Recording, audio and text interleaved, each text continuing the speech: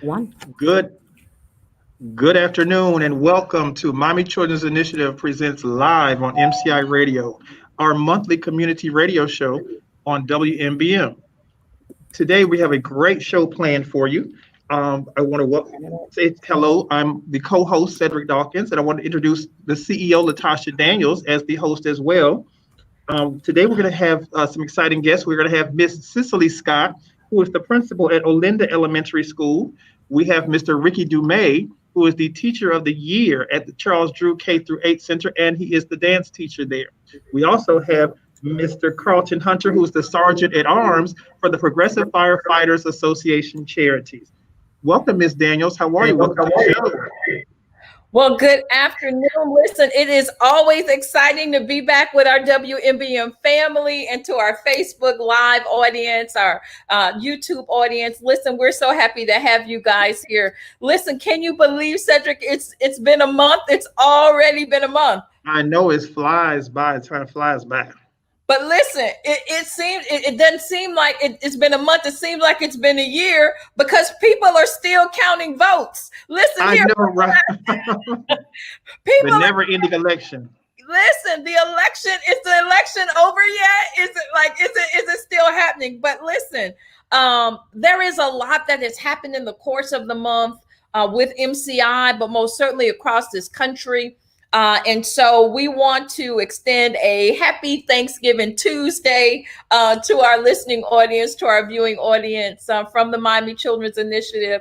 But let's dive right in, man, because it's December 1st. It's a little chill in the air. And I mean, I know those who watch us across the country.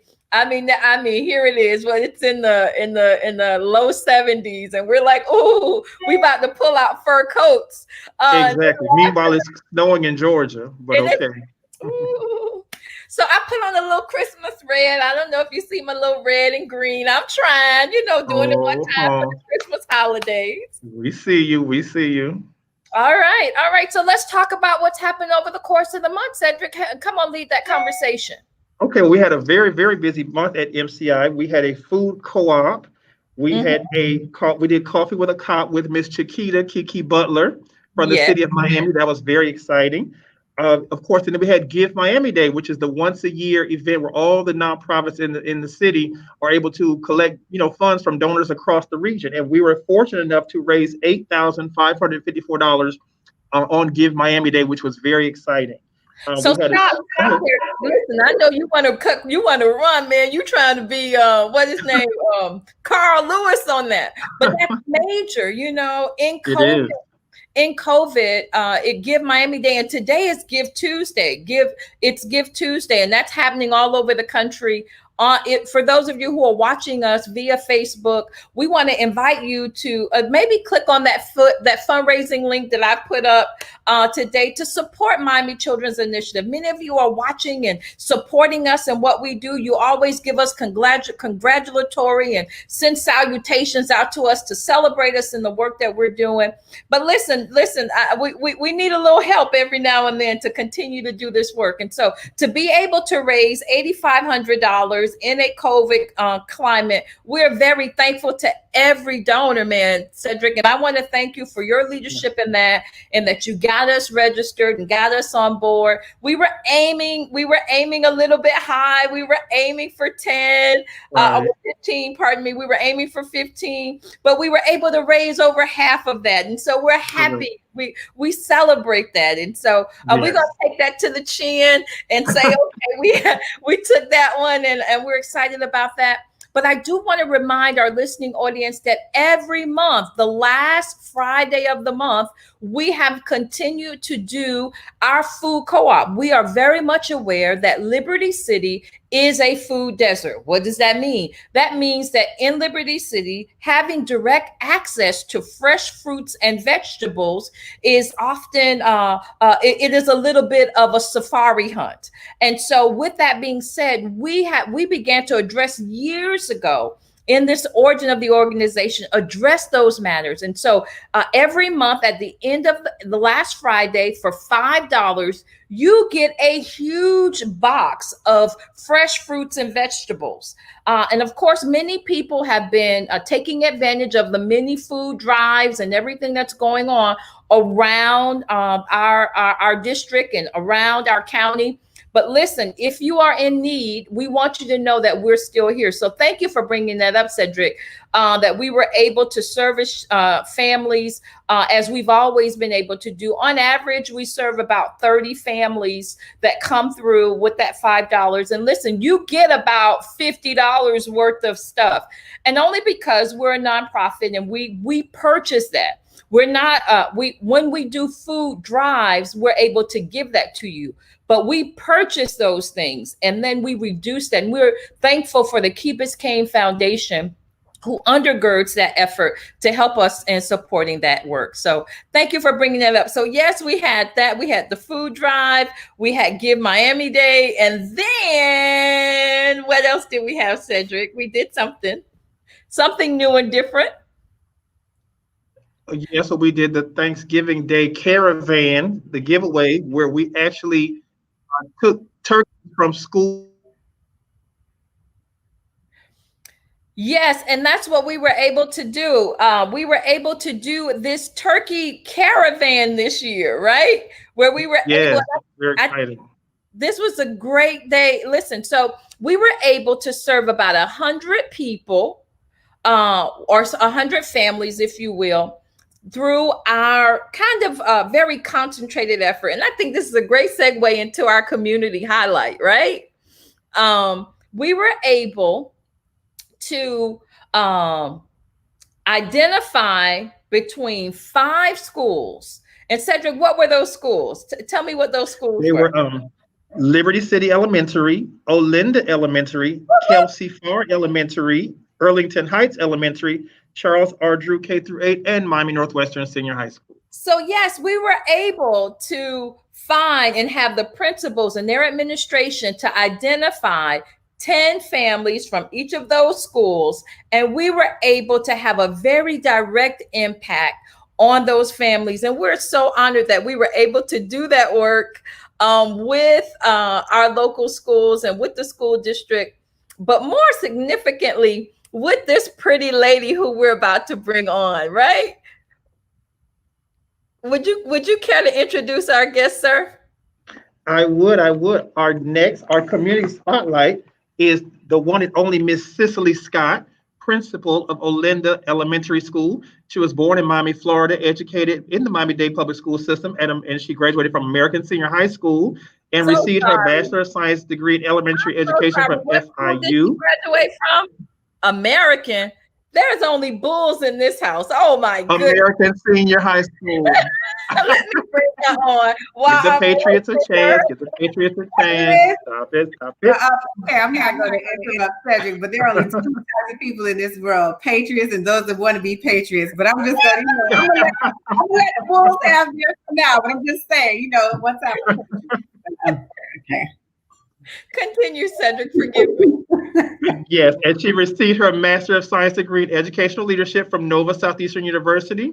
Under her leadership, she was at Parkway Elementary School. Their math and science scores increased according to the FCAT administration. Parkway went from a D school to an A school under the leadership of Ms. Scott. She continues this great work. She has led the math program for 9 schools. She guided the work of the math coaches by training the team, leading professional learning communities, and intimately supporting each school. She was the assistant principal. She became an assistant principal in 2016, and she is now the principal at Agenora S. Paschal / Olinda Elementary School. Ms. Scott serves on the board of directors for the Dade Association of School Administrators and the alumni board of directors for FIU.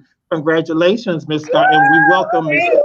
Thank you. I'm so happy to be here. Thank you, Cedric, for that great introduction. And one time for the Patriots. I know this You're is pushing it. And I just so happen to be a bull principal. I tell people my students end up going to Northwestern, so I'm an honorary I'm an honorary bull. There you go. There you go. Listen, you knew when you grew up you needed to be a bull. That's what happened. You said, I grew up, I'm going to be a bull. But come on, we want to laud you and applaud you for, number one, your stellar career, your ability to take lemons and make lemonade out of it and see the potential in the little eyes and little brains of our children, our Black and brown children across this county. And so we want to celebrate you and thank you for being a true, what I call gatekeeper, and those who have been charged with being life changers. And so I applaud you in that. So as we highlight you, Principal Scott, tell us a little bit more. Now, we heard your accolades, but tell us a little bit about Cecily Scott. Okay, so as you heard, born and raised in the county of Dade. My mom taught for 39 years in Miami-Dade County Public School System. So education was always at what I wanted to do. I never wanted to do anything else. I used to teach little stuffed animals and, fake children and all types of things because I always wanted to be a teacher. Growing up, I grew up, one thing that's makes me really passionate about the urban core is that I understand some of the struggles that these children, have to endure. I also had a father that was incarcerated and was gone for, quite a few years out of my life. And so when I see my children and some of the struggles that they have and from this community, I understand it. And so because I'm one of them, I want to make sure that they have nothing but the best. That my teachers offer them nothing but the best, that we provide every resource that we can and every support system to support not only the students, but also to support their parents, because there's lots of needs, and just supporting them and educating them on many, many different things, and just letting them know what's out there so that they can make sure that their children are successful. And I'm so grateful, as you talked about the Thanksgiving giveaway that you gave at the beginning of the show, grateful that you were able to support many of the families at my own school. And, those parents left with, all of those different things of resources and food for Thanksgiving. And I'm just so grateful for it because we help the most struggling parents and those that are in need. And so what we can do in the community, what I can be a part of in any way that I can to make a change and a difference, I'm all for that, because our children deserve the best. They don't deserve anything less. And, I just strive and work to make sure that happens. So Principal Scott, amazing. And it's awesome to hear that our children at Olinda have a model that says that if I can make it, you can too. Do you think that brings a difference to the classroom and to administrating within Liberty City? Absolutely. Absolutely. Because children have to know that this is not such a hard thing to do, that it's an accomplishment, but I can do it. So when they see someone that looks like them and can relate to them, it doesn't matter what it is. I'll dance with my kids. They want to talk about your hair. They want to talk about your yes, they do. But if when you are relatable to them, it makes all the difference in the world. And even to some of the parents I get from that, like, you're a Black sister, it makes a difference. And so many times, I know at that school, we really didn't have that for a long time. They didn't have a Black principal in a long time. Long time. I'm talking like over 20 years. So to be able to bring that element, I'm grateful for it. I know it's nothing but God's blessing and how He has continued to bless and provide that opportunity. And so because I have a charge to keep, I'm going to make sure that those children are able to get the best. So listen, we are on AM 1490. We do make this a podcast that it goes on YouTube and other places, but it's awesome for me to hear you give a place for your faith. And I know outside of what you do, you are very active in your church community. And so do you find that a place of strength for you and able to give you what you need in moments like this, like COVID and others? Oh, absolutely. Because you can't do it without God. You can't do it. I tell people this is God's work that we're doing. And so whether it's the custodian, whether it's the teacher, whether it's the AP, the administrator, the cafeteria, it's God's work that we're doing every day. So I don't have to be in a church to be doing God's work. I do it in a church. However, but it's God's work when you are impacting these children and making a difference. And so you do it as unto God, and you make sure that you're doing what's best for them. And so I tell my staff, I can't control what happens in homes. I can't control, they may have eaten, they may, some of those things. But what I can control is what happens when they come in this building. And when they come in the building, we're going to love them. We're going to give them everything that we need. And we're going to make it the best opportunity for them. And so it's God's work. It's God's work. Well, Ms. Scott, I want to allow Cedric to ask a question. He's getting the cues in the studio better than I. I'm kind of self-quarantining myself because I kind of shared in the pre-show. I want to make sure me and Mom are out of harm's way with some things that we had to do this weekend and keep everybody else safe. But I can only imagine trying to be a principal in COVID and trying to keep these children. What are you finding some of the challenges before I lead over to Cedric? And what are some of the needs? Because we want those who are watching and listening to understand that it is different to administrate children in COVID in Liberty City. So what are you seeing some of those needs are? And as we move into the Christmas holiday, and those who are listening, maybe we can reach out and see what levels of support we can additionally provide you. What are you finding? So some of the biggest challenges are that some of our students may not have internet access, and so we are providing hotspots. We now have like more than enough laptops so that all of our students are able to. That's good to hear. As COVID issues come up and you have to quarantine, you have to move, we just need to make sure that those students are still being provided with every resource so that we don't incur any additional gaps. We've originally were out of school since March. So we're still trying to, fill those gaps and kind of catch up. And it's not easy navigating. And so, a lot of our parents don't really understand sometimes the protocols, and, people get, kind of up in arms when, we hear this may have happened, that may not have happened. But what we have been doing, and I have been making sure that we are providing the most sanitized situations. We provide masks for our students, everybody on our staff. Is provided that kind of PPE, also hired someone that's able to do like sanitizing all day, all day. And so we want our students, I think most of all, our children need to be in school, because when they're at home and, parents are working and, got the big sister trying to do things that they're still not, sometimes it's not the best place or the best environment for our children.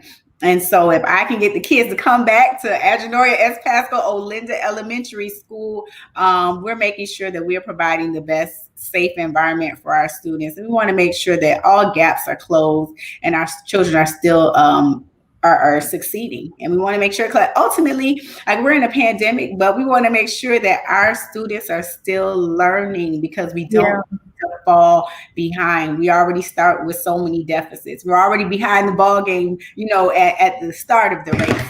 And so we want to make sure that those students are getting that. That concerns me, though, and we'll have to come back to that point at another time. Mm-hmm. But what we would traditionally call a summer slide, where students wouldn't learn over the summer, now we are faced with a COVID slide. And as MCI is committed to a cradle college to career concept to follow children, to ensure or kind of be that catchment or that safety net alongside the school district and other CBOs to make sure our children are going through that path and not from school to prison or school into the grave. Right. It concerns me in COVID that our children may be behind. But listen, I laud you. I celebrate you, my sister. We are proud to know that we have such an outstanding person holding down the reins. And again, whatever Miami Children's Initiative can do, we want to be there to support you. Mr. Dawkins, what do you want to add, sir? Well, I just wanted to add, Ms. Scott, what do you feel is your biggest motivation to be a school administrator, deep in the urban core? Well, my biggest motivation probably is what I was talking about earlier. I just want to make sure that our students get the same. They get the same opportunities. They get the same, just the same education. And so many times, our schools sometimes get left behind. And so I make sure that I advocate for my babies, advocate for our school, and making sure that those students get the best. I'm passionate about it because I've always worked in struggling schools. I haven't worked in any other kind of schools. And so, when these little children look like me and they look like you, I think that, we ought to do something for them. And so that's my motivation. I just want to see everyone succeed. I want to see all of my little boys and all of my little girls, when we look at what's happening in the community, when we look at, some of the traps that our young men and our young women get into, if we can start at an early age, because I'm in elementary school, if we can start impacting them at an early age and just, teaching them and trying to show them different, we have different programs that, teach our little girls about having tea parties and some of those things. And, like we have the 5,000 Role Models program to teach our young men, tie-tying and just respect and some of those things. So if we can start early, then we can make sure that they don't fall in the pitfalls of life or some of the things that they will be presented to as they grow older. That's great. That's very good to hear. And do you feel that the families respond well to the programs that you have there? And you mentioned how they identify better with you being an African American principal. So how important do you think that is for the families in terms of if they have a problem, they feel better or more comfortable to come to you with their situations with their students? Absolutely. Absolutely. I'm going to tell you this funny story. I remember my first year when I got to Olinda. I was, I had tutoring and, I was starting all these things because the first thing, as a principal, the academics of the school, you're focused on it. And I remember one parent told me, you ain't doing nothing.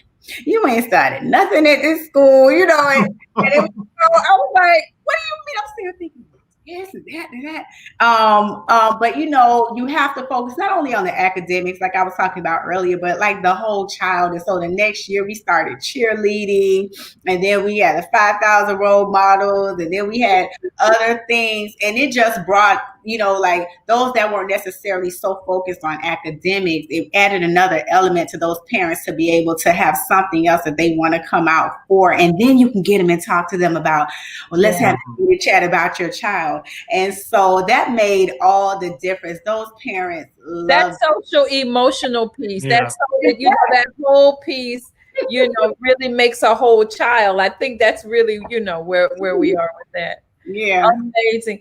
Well, Principal Scott, again, thank you for taking of your time. We know you're so busy, and we thank you. You're busy running and advocating for the children and youth of our community. And so, with that in mind, we want to salute you. We want to say have a happy and Merry Christmas. Yes.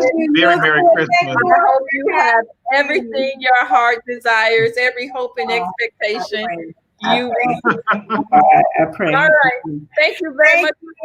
Thank you for having me. I appreciate all that you've done, and you're doing a fabulous job here. Continue to do the great work. Thank you so much. Thank you so much. All right, much. Cedric, we're going to go to break now, and we're in the hands of the radio so that they can have their commercial break. We'll continue to have conversation here for those who are watching us on Facebook Live and others. We'll go for a break.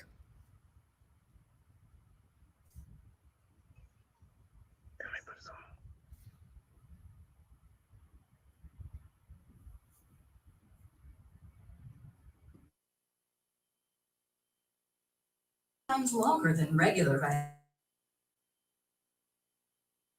C. Buy ester C and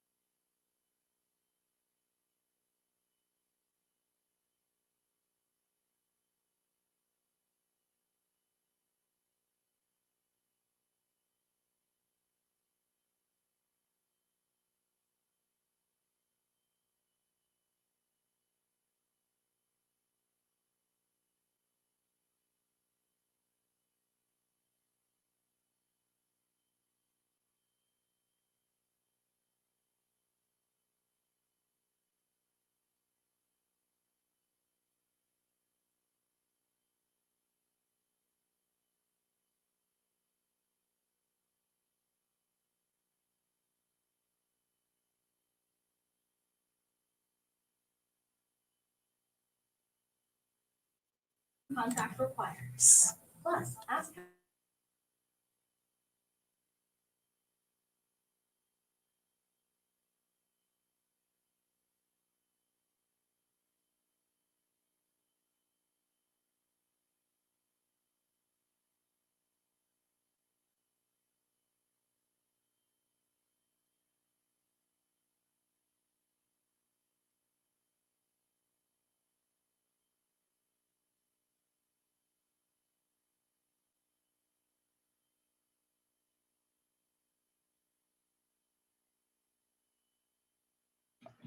Yes.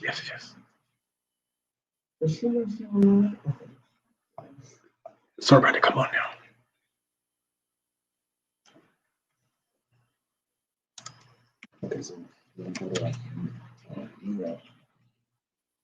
Yes, yeah.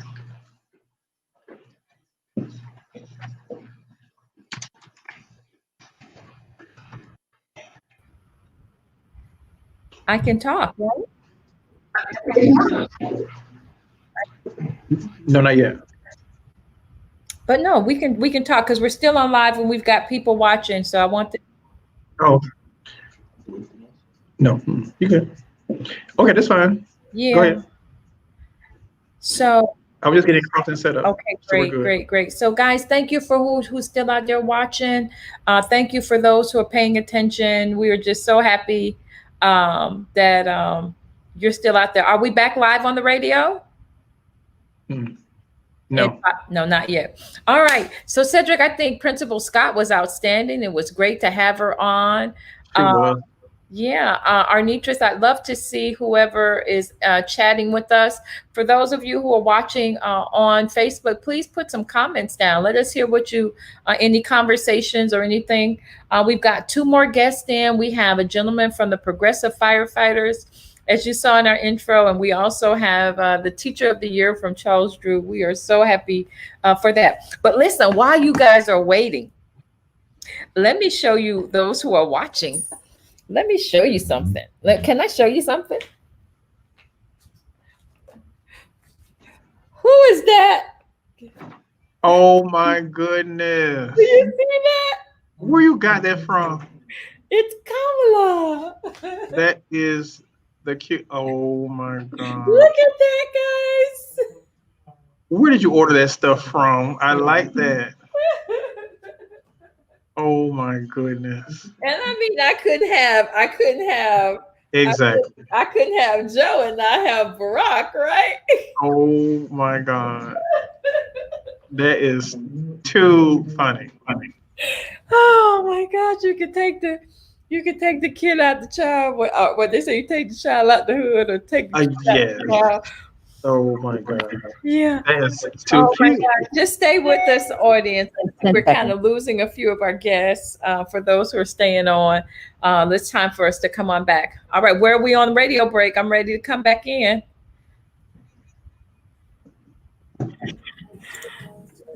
10 seconds. All right. So you're going to lead into with who, Cedric? Ricky will be first. All right, great. All right, let me take this banner down. All right, Arnitris, you can bring back up the live back up. So we can see. Yeah. Okay. The banner up, and then I'll take the there we go. You know, once I introduce you. All right.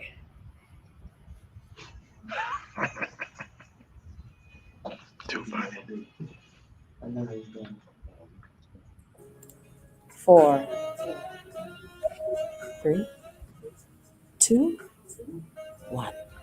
Hi, and welcome back. Listen, that we've been doing double duty here as we are live on Facebook and on YouTube, but also live on the radio. And so we're doing double duty here. Today, I'm not in the studio. I'm actually recording from home, just doing some precautionary things as we were out and about this weekend, really dealing with the death. But because of some conditions that were there, I decided, listen, I want to just get myself tested.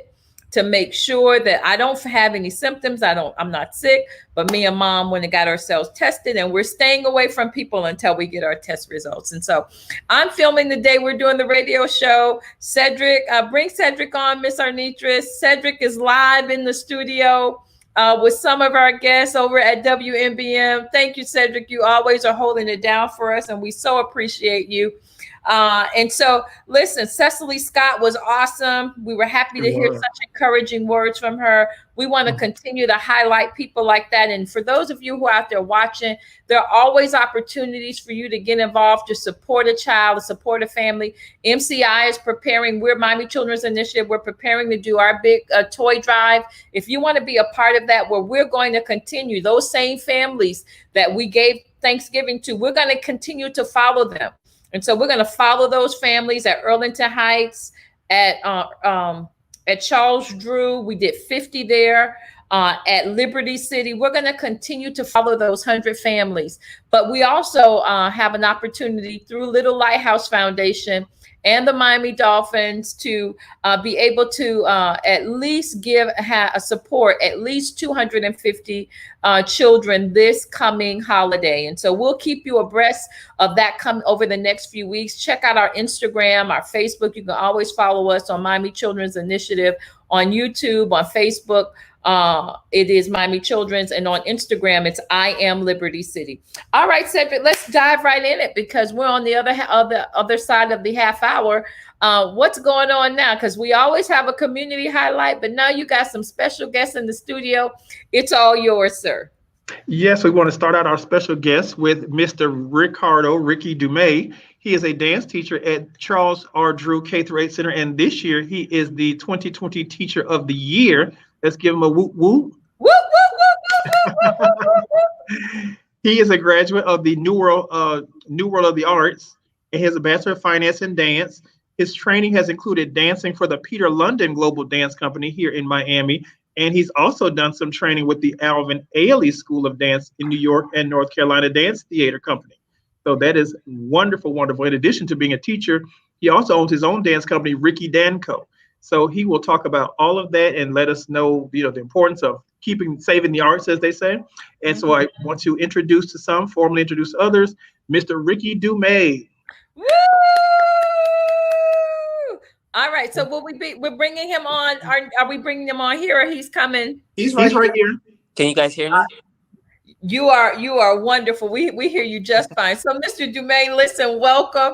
Listen, I want to pop your collar for you, young man. Look, this turtleneck season, so we ain't got a full collar, but we gonna pop our collar for you and celebrate you and laud you, man. Congratulations on being Teacher of the Year, man. Listen, they don't hand those out. You have to earn those. That's not something that you can pay somebody for. And so, listen, what does that mean to be in the urban core, working with children who are not necessarily exposed to formalized and more professional style dance?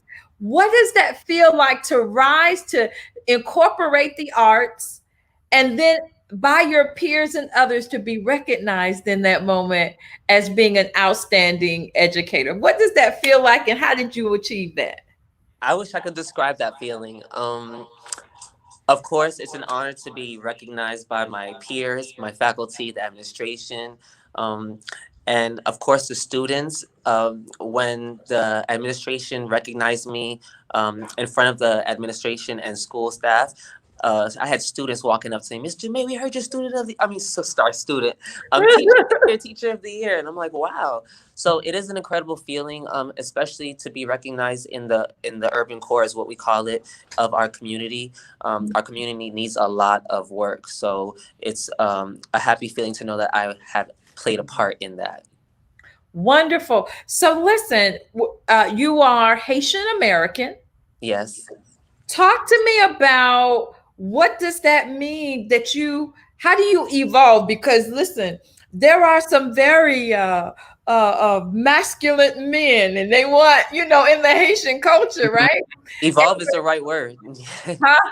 I said evolve is the right word. Right. So how is it? Because I'm sure within your own cultural confines, you had to be a part of an education process of appreciating formalized dance. So talk to us. What is that like? What was that like? And what was your experience through that? So, growing up in I had a traditional Haitian American household. Grew up in Miami, and still was surrounded by a lot of family members. So, the arts wasn't something that was really recognized and supported and celebrated in my household, at least. It was a lot more academic driven. My dad drilled math into us, science, reading, and my sights were set on being an accountant. So with that being said, I want to say it made a transition. It made the transition a little bit harder for me to transition over to the arts world. I can remember back in college, I first went to FIU and I was sitting in an accounting class, and all I could dream and think about was dance. I went and saw some dance performances by Alvin Ailey. I always had an interest and passion in dance, young, growing up watching Debbie Allen, watching series like Fame. So it was always instilled in me, and I always had a passion for it. However, I never acted on it. So back in that accounting class, dreaming of dancing, dreaming about steps, dreaming about choreography. So I had to, um, as they say, step out on faith and follow my dream and start dancing. I took some dance classes, and it was that was all the story that That brought you where you are. Listen, exactly. and so for someone who's listening who feels that they're locked in a place, right? What would you say to them about how you move forward in pursuing what's really in your heart? I would say find out what particular style of dance you might like, whether it's dance, music, art. Investigate, study, and there are different genres and different ways you can channel those specific art forms. I mean, not all of us are made to dance. We can be choreographers, we can be dance studio owners. There are dance lawyers, there are dance doctors, there are dance therapists. So find the avenue and do some research as to what part of it that you like, and then find what classes you need to take, find what education that you need, and go for those things. That is outstanding. See, that's what I love about, thank you, Cedric, when we bring on a variety of guests, because opening our mindsets that sometimes we recognize this is what I like. This is what I, this is what um, this is what I like. This is what I enjoy doing. However, I need to also find out what is best suited for my skill set and for my talent base. And that's what you said. Listen, you can be around dance, but you don't necessarily have to be the dancer or the what is it? The not the primary dancer, the principal dancer. That's what I was trying to say. Yes. So tell us about the arts at Charles Drew, and what is that project and that program, as you are the teacher of dance there. Talk to us about that. So we have a full performing arts program that encompasses music, dance, theater, orchestra, band. We're trying to bring art back. I was brought in about 5 years ago to Drew, and the program was very, very small. I walked into a dance class of maybe 5 girls, and the music program was almost non-existent. So we had to cultivate that program, and right now it's a beautiful, still growing program. It's so vibrant. We have over 80 plus students in dance. We have almost 100 students in a marching band, which was almost non-existent 2 years ago. So the arts program at Drew it's moving forward, and it's important for our community to see that, because there are so many other avenues for our children to excel in. It's not only math, reading, and science. Kudos to those teachers, because I wouldn't be able to do that kind of work. However, like I said, there are other avenues that we have to help our students excel in. I've had students that are remotely good students, and they do their part as far as academically, but when it comes to the arts, they excel, and we need to help those students. I feel like those students get lost in our demographic. They get lost in our society because there aren't enough people of our color that are pushing them in the ways that they need to be. They need to see those people in those lights that promote discipline, that promote a bright future ahead of them. They need to see. And would you say that dance provides that? Because or you know, discipline and how you channel that? Because I must say, I let me say this to you. We held the little dance contest last Easter, and the children were out there, and all they could do was twerk.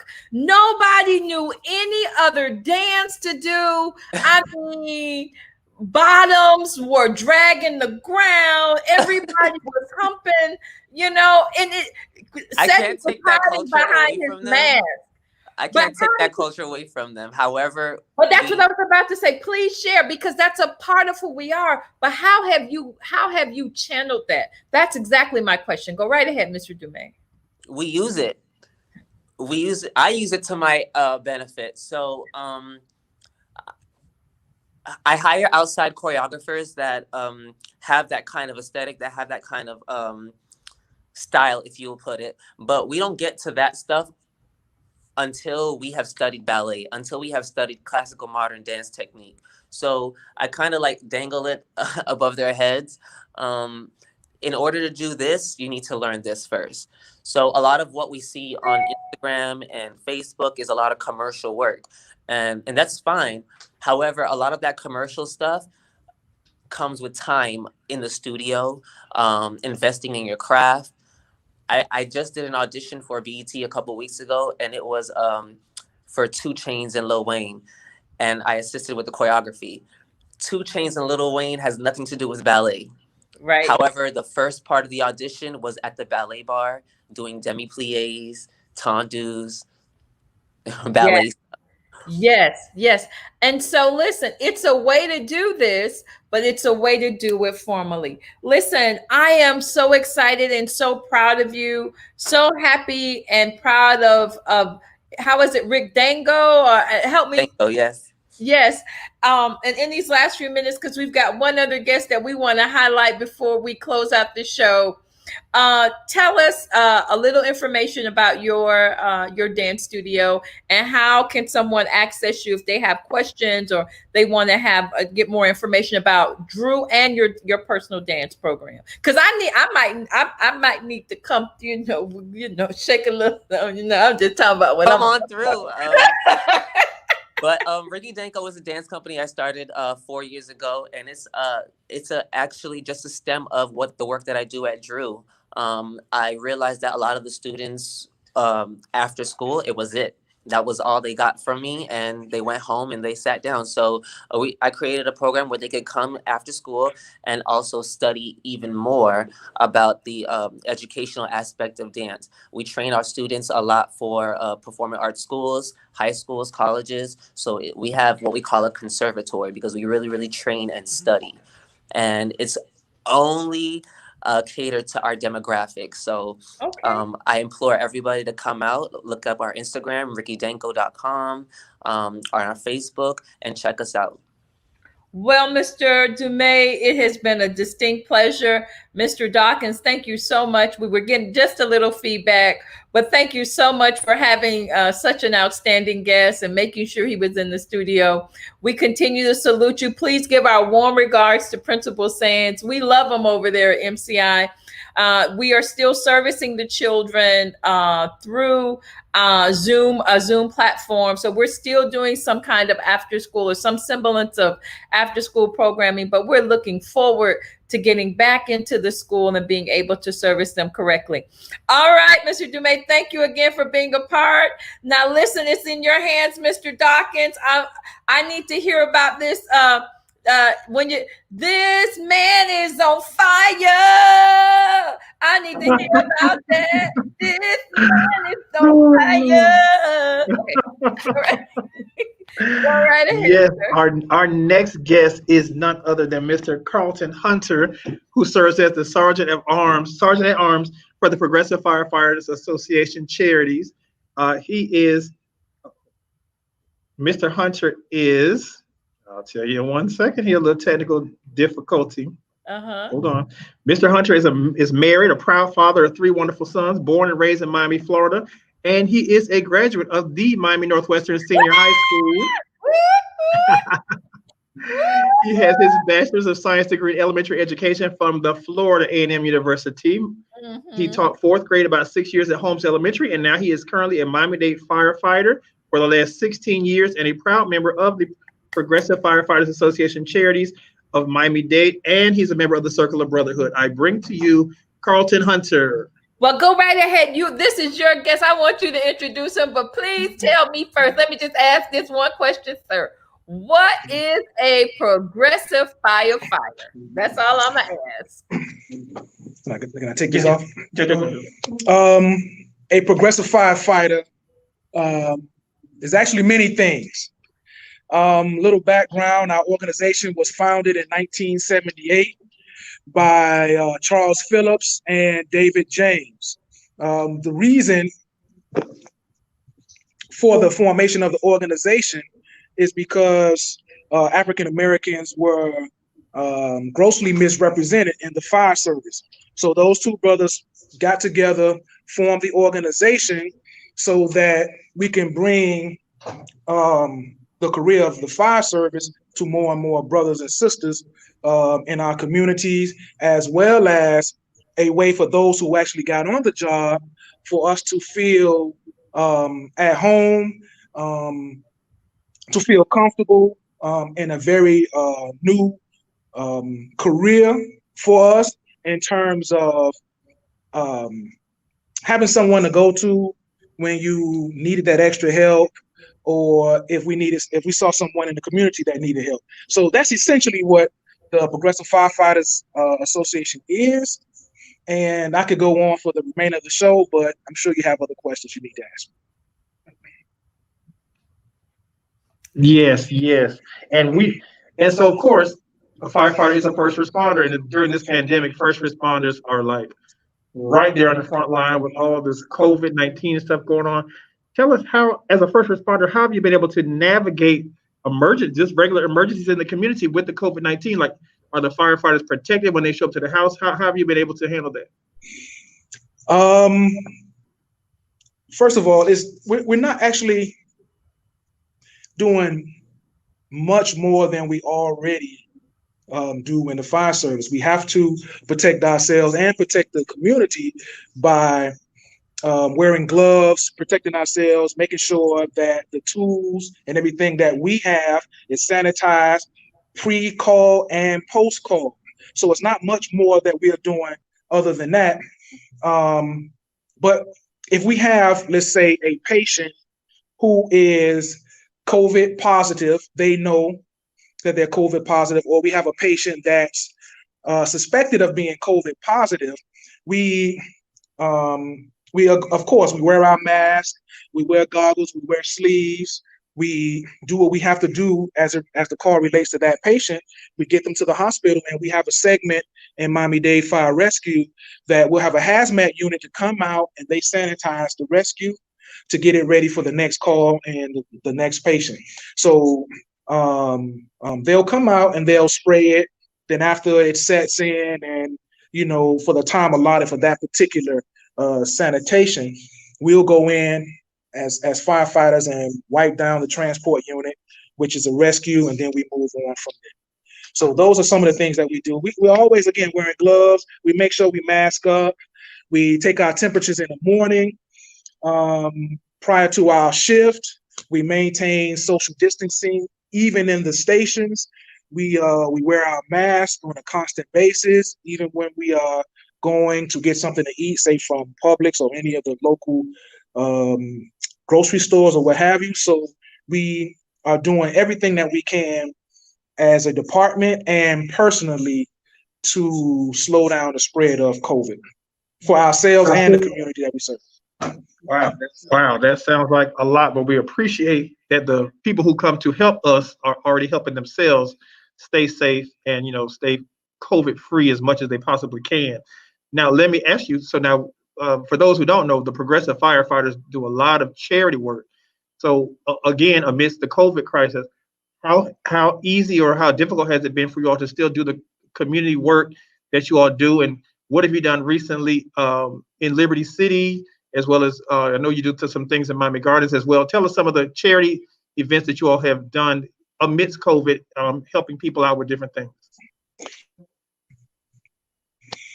Every year we do events in the community. We have a turkey drive and Christmas drive, and it came up in one of our meetings whether we should do something in the community because of COVID and the rising numbers and people getting ill, et cetera, et cetera. And we just stood in the paint, so to speak, bit the bullet, and we made sure that we continue with our efforts. Like, for instance, for Thanksgiving, we just had a turkey drive where we partnered with not only just turkeys, because we do turkeys every year, but we didn't just do the turkey drive. We partnered with Farm Share to include some other size vegetables, fruits, some starches that may go along with that, because we don't know who in our community is in need of turkey, but they may not be able to provide the size that go with it. And we don't know who in our community has been affected and to what level they've been affected due to COVID, in terms of they may have lost their job, or they may not be getting the hours, and they're financially in a predicament due to COVID. So we had that event, which went well. And we are currently talking with other community organizations about an event that we're going to host during Christmas. And once that's finalized, that will be on our website. But going back to the Thanksgiving turkey / food drive that we just had in Miami Gardens, we partnered with great organizations. 50 Cent G Unit was a supporter. 99 Jams, Hot 105, the International Longshoremen, Local 1416 participated, as well as Farm Share.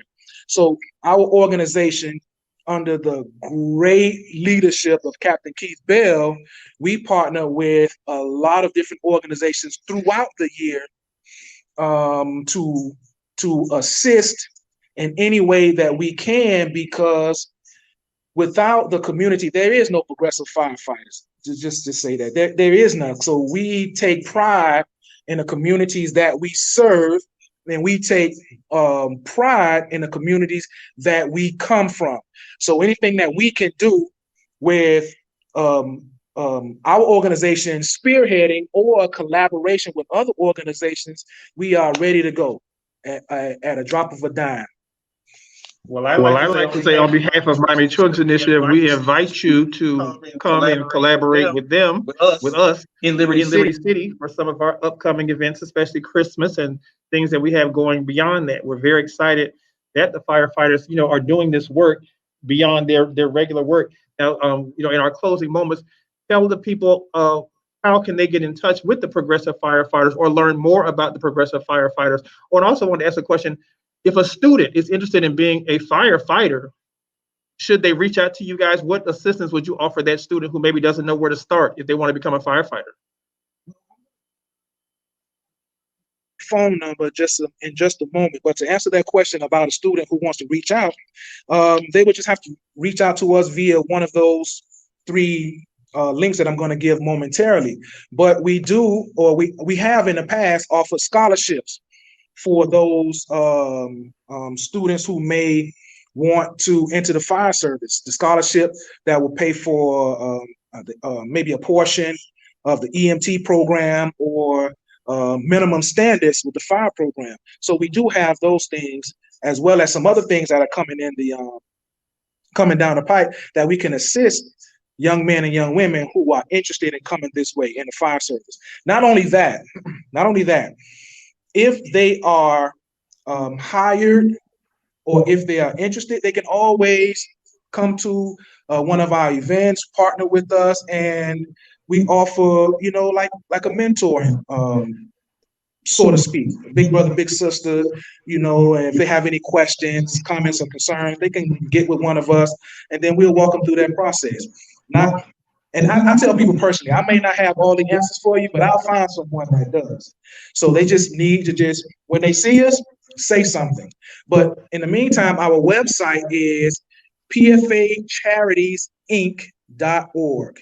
Again, pfacharitiesInc.org. That's the website. The email address is pfa26@comcast.net. pfa26@comcast.net. And our phone number is 305-688-3473. 305-688-3473. So listen, we're right at 3:00. We run this for 1 hour. Mr. Hunter, you have been fantastic. Listen, we are so proud of you and Keith Bell and all of the progressive firefighters for your partnership with organizations like Miami Children's Initiative. We are so proud. We are again proud of Mr. Dumais, Principal Scott. Thank you so much. And listen, we are happy to know that there are positions and people in place who are willing to ensure that people of color and Black and brown and minority people, or children more especially, have a career path where they can be successful. And why not consider being a progressive firefighter or a firefighter within Miami-Dade County? All right, Cedric, Mr. Hunter, you have been fabulous. All right, Cedric, thank you for all that you have done. You're welcome. This is a success. WMBM, we're out. Thank you so much for your support and look forward to seeing you next month right here on MCI Live. Bye-bye, guys.